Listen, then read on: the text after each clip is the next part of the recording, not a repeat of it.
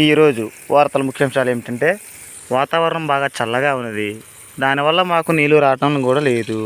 ఇలా అయితే మేము తడి ఎప్పుడు వేయాలా, ఇంటికి ఎప్పుడు పోవాలా, అన్నాలు ఎప్పుడు తినాలా?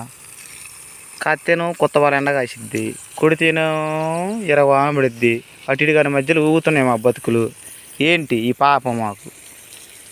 ఏమైంది? ఏం జరుగుతుంది? ఏం జరగబోతుంది? నాకు తెలియాలి, నాకు తెలియాలి, నాకు తెలియాలి. ఈ నీళ్ళతో నేను తడేసేది ఎప్పుడు?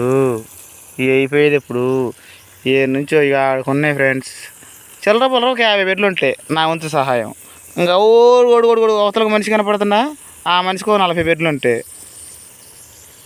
ఓడుగు ఆ పాకలో మా వాంటున్నాడు, ఆడికి ఈడికి తిరుగుతూ ఉంటాడు. ఊరికే కాలు పిల్లి తిరిగినట్టు.